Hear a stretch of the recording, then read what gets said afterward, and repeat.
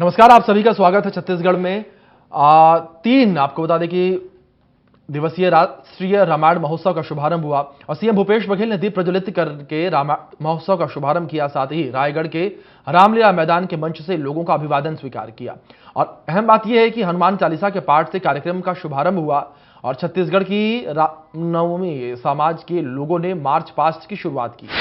इस मौके पर विदेशी और अंतर्राज्यीय कलाकारों ने भी मार्च पास्ट किया और 12 सदस्यों का कंबोडिया दल भी मार्च पास्ट में मौजूद रहा। इस दौरान दल के सभी सदस्यों ने पारंपरिक परिधान धारण किए। महोत्सव का केंद्र अरण्यकांड रहा और आपको बता दें कि रामायण का एक भाग अरण्यकांड है और अरण्यकांड में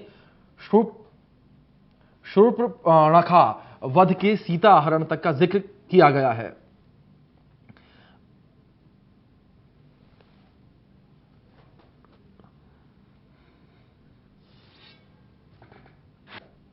श्री राम आज मर्यादा पुरुषोत्तम राम के रूप में हम देखथन।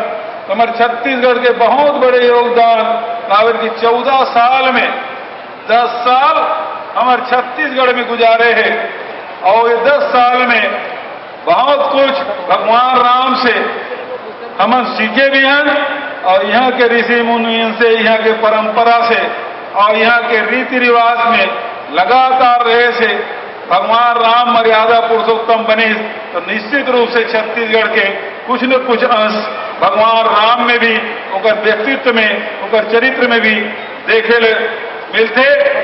तो आज भगवान राम के हमारा रिश्ता केवल वनवासी राम के रूप में नहीं है, बल्कि भगवान राम से हमारा रिश्ता है माता सबरी के राम, वनवासी राम और कौशल्या के राम। और कौशल्या के जब राम के था तो फिर कौशल्या छत्तीसगढ़ महतारी के बेटी और वो नाते से भगवान राम हमारा भांजा है तो हमारा भांजा राम के रूप में भी देखा।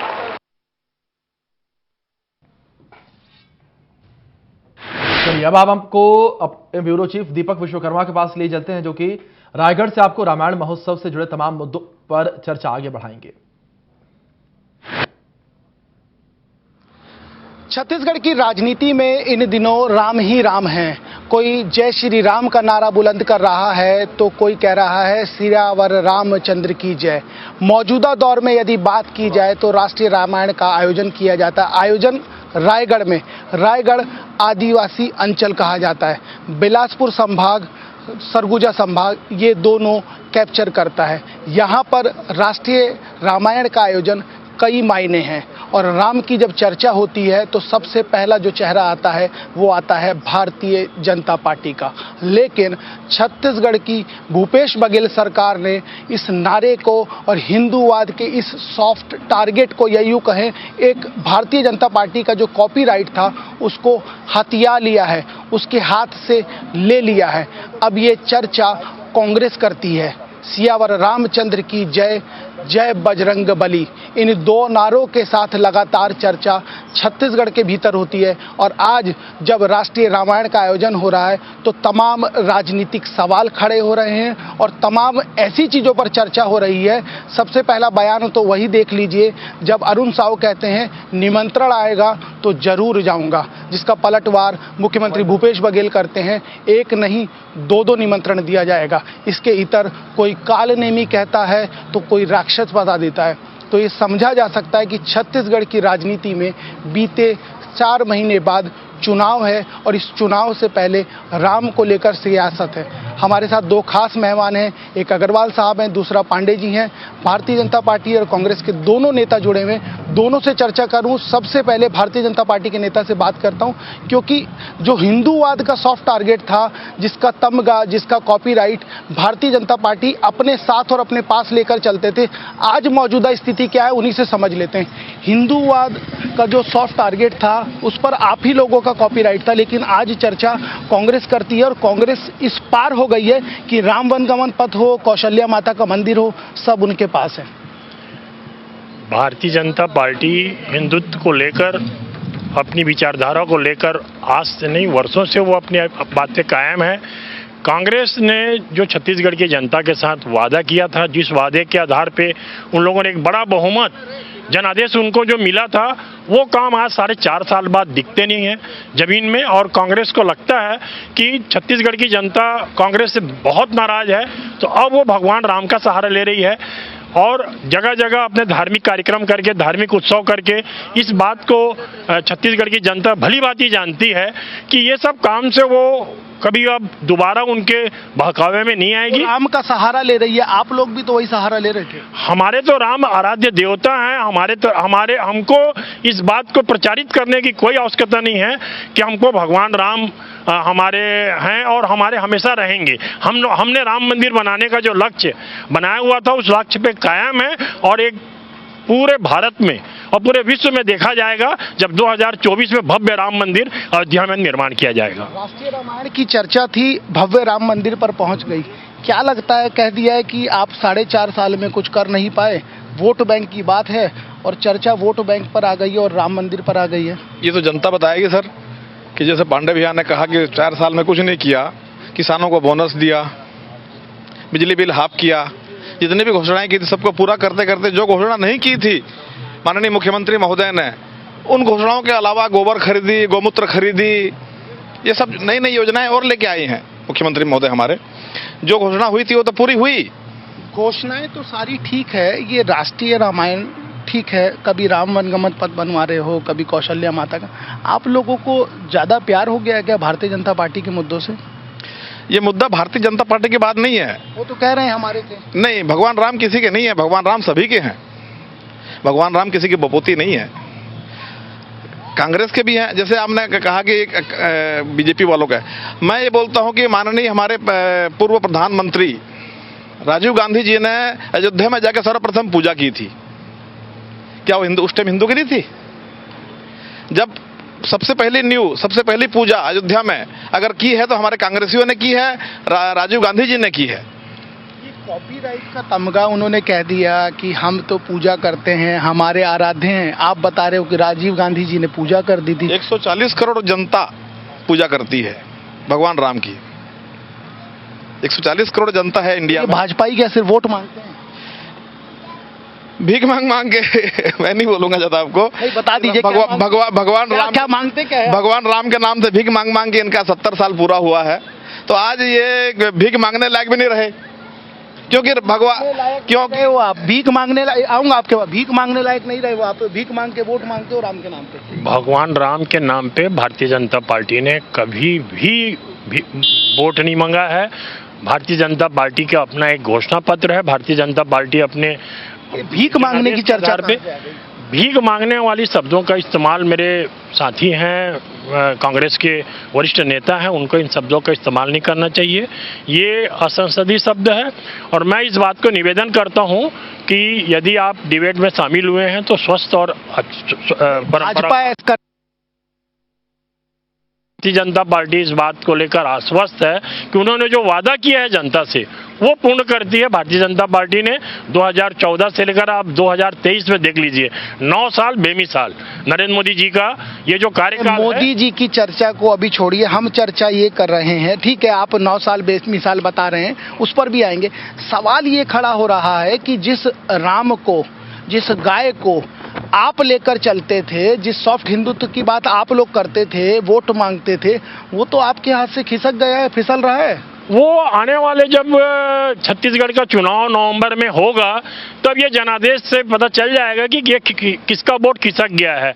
यदि कांग्रेस की सरकार गाय को लेकर और भगवान राम को लेकर और रामायण के कार्यक्रमों को लेकर, राष्ट्रीय रामायण के आयोजन को लेकर यदि सोचती होगी कि छत्तीसगढ़ की जनता उनका साथ देगी, तो ये भुलावा है। छत्तीसगढ़ की जनता भली भांति जानती है कि और किसने इन सब लोगों को, ये सब मुद्दों को लेकर अपना मुद्दा आगे बढ़ाया है और ये मुद्दे नहीं चलेंगे।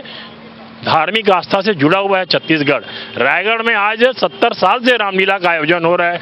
जिस स्थान पे आयोजन हो रहा है उसको रामलीला मैदान ही बोलते हैं, जबकि वो नगर पालिका का प्रांगण है। फिर भी उसका रामलीला मैदान का नाम इसलिए पड़ा कि यहाँ पर 70 साल से रामलीला का आयोजन हो रहा है। धार्मिक कुछ नया नहीं किया, मतलब कुछ भी नया नहीं किया है। यहाँ लोग, इस मैदान में लोग वर्षों से रामलीला का दर्शन कर रहे हैं, दशहरे का।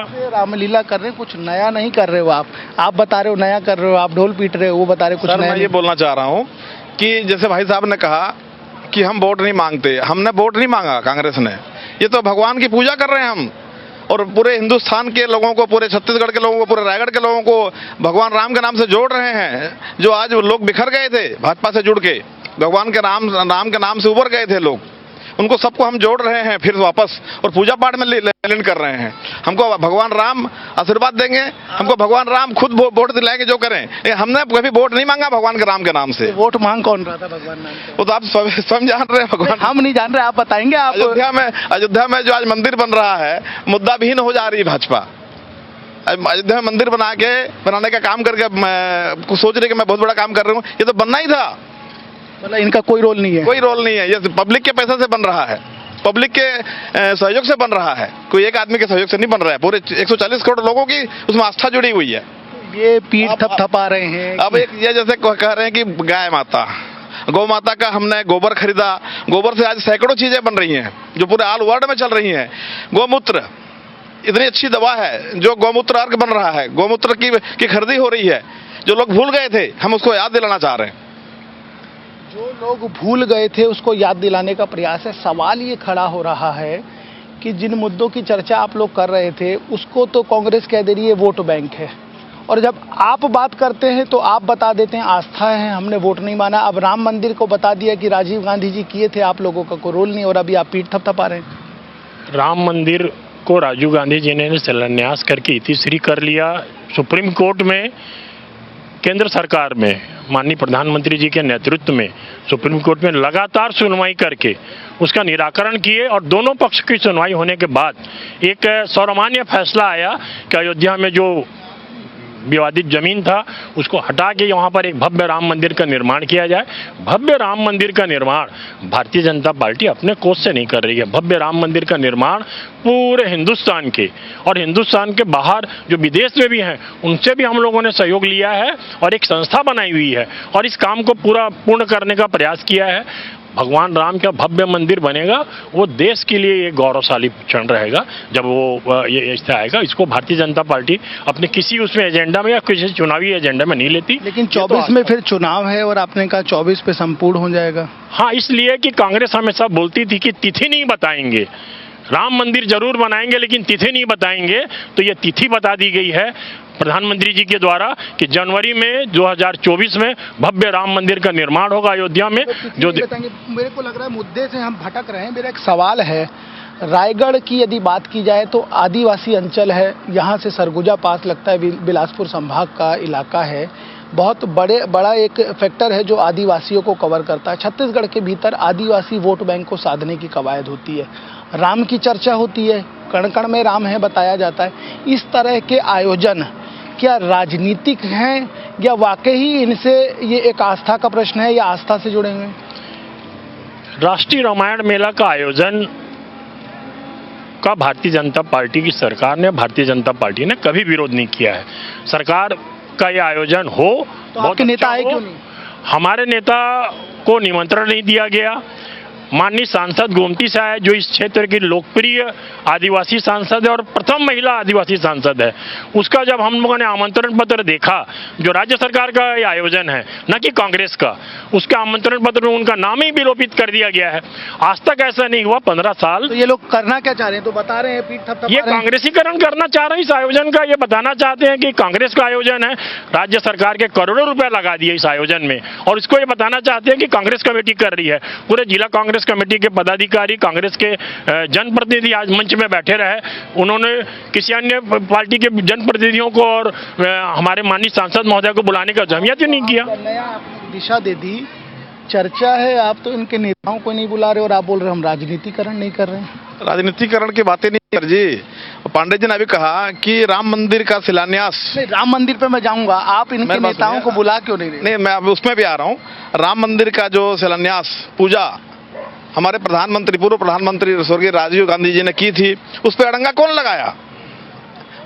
सुप्रीम कोर्ट में याचिका दायर किसने की? कोई कांग्रेसी ने नहीं की, भाजपा के सहयोगी लोगों ने की, भाजपा के लोगों ने की। उसको अड़ंगा डाल के उसको रुकवाया और आज उनकी सरकार आने के बाद उसका श्रेय लेना चाह रहे हैं। ये सवाल गेम तो आपके साथ भी चल रहा है, मैं इसको दरकिनार नहीं करूंगा, आप भी वही कर रहे हो। आप सांसद को क्यों नहीं बुला रहे हो, ये बताओ, नाराजगी है उसमें आ रहा हूँ। 140 करोड़ लोगों का वहां पे आस्था है, 140 करोड़ लोग वहां जाके आ चुके हैं।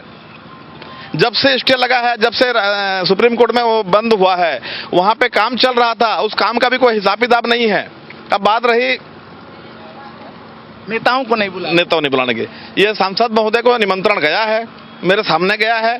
वो अलग चीज है कि उनको लेट से मिला हो या कोई बीच में हुआ हो, निमंत्रण जरूर गया है। ये बात परसों मेरे सामने आई थी, पंडाल के अंदर में काम में था, राजनीतिकरण हो रहा है, लेकिन उसमें सांसद महोदय को नहीं बुलाया जा रहा है। किसी पत्रकार ने कहा, हमने कहा भी ये जरूरी है, या तो गया होगा तो जाएगा, लेकिन गया है, निमंत्रण पत्र गया है, उसमें वो नहीं आई है। उनको ऐसा लग रहा है कि ये कांग्रेस का कार्यक्रम है, तो उसके लिए मैं कुछ नहीं कर सकता। उसके लिए आप कुछ नहीं कर सकते। एक सवाल खड़ा हो रहा है, Bharatiya Janata party soft line Hindutva की चर्चा करती थी, आप लोगों के दूर दूर तक ये चर्चा का विषय नहीं हुआ करता था और आप लोगों की राजनीति का हिस्सा भी नहीं था। जब से आपकी सरकार छत्तीसगढ़ के भीतर आई है, राम वनगमन पथ हो, माता कौशल्या का मंदिर हो, जितने भी वो मुद्दे हैं, ये आप लोग कैसे समेटते चले जा रहे हैं, आप चाह क्या रहे हैं? नहीं, हम नहीं समेट रहे हैं, ये पब्लिक समेट रही है। हम पब्लिक को जागरूक कर रहे हैं। पब्लिक जो है इस चीज को भूल गई थी कि भगवान राम यहाँ से 14 साल में 10 साल छत्तीसगढ़ में रहे हैं, 14 साल के वनवास में, 15 साल में इनको याद क्यों नहीं है? बस वैसा भूल गए। तो यहाँ पर आप सुन रहे थे किस तरीके से पक्ष विपक्ष आमने सामने आ चुका है। जहाँ रामायण महोत्सव प्रदेश में इस वक्त चल रहा है, तो वहीं दूसरी ओर आपको बता दें कि लगातार विपक्ष जो है वो सरकार पर हमलावर नजर आ रही है। तो वहीं दूसरी ओर सरकार, अगर सीएम भूपेश बघेल को लेकर बात करें, तो सीएम भूपेश बघेल की ओर से जिस तरीके से रामायण महोत्सव का शुभारंभ किया गया, इसके बाद से लगातार प्रदेश में इसकी चर्चा हो रही, लगातार प्रदेश में मुख्यमंत्री भूपेश बघेल की चर्चा हो रही है। दूसरी ओर लगातार सत्ता पक्ष का यह कहना है कि अब विपक्ष के पास कोई भी मुद्दा नहीं बचा है, विपक्ष के और केवल जो है वो अपनी जमीन तलाशने में लगा हुआ है। और लगातार अगर आगामी चुनाव को लेकर बात करें, तो आगामी चुनाव को लेकर भी सत्ता पक्ष की ओर से कहा जा रहा है कि सत्ता रिपीट करेंगे।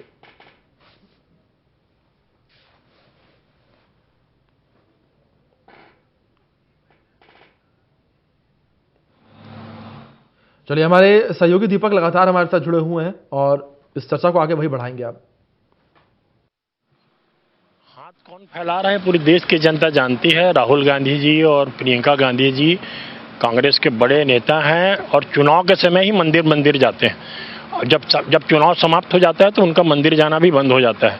और भारतीय जनता पार्टी के नेता हर समय पूरी धार्मिक आस्था के साथ जुड़ा हुआ है, उसको राजनीति करना है। राहुल गांधी, प्रियंका गांधी का आप जिक्र कर रहे हैं, ये मंदिर जाके करते क्या है आखिर? ये हिंदू बोर्ड का इनके ऊपर संकट है। इनको लगता है कि भाई हमारे पास से बहुत बड़ा एक जो हिंदुओं की संख्या है, हिंदुत्व का जो मुद्दा है, ये हमारे हाथ से निकल जाएगा। तो ये उनको जोड़ना चाहते हैं, उनको ये करना चाहते हैं कि ये हम सांप्रदायिक सद्भाव को बनाए रखना चाहते हैं। हमारी सभी धर्मों में आस्था है, लेकिन इन लोगों ने धर्मनिरपेक्षता से काम नहीं किया।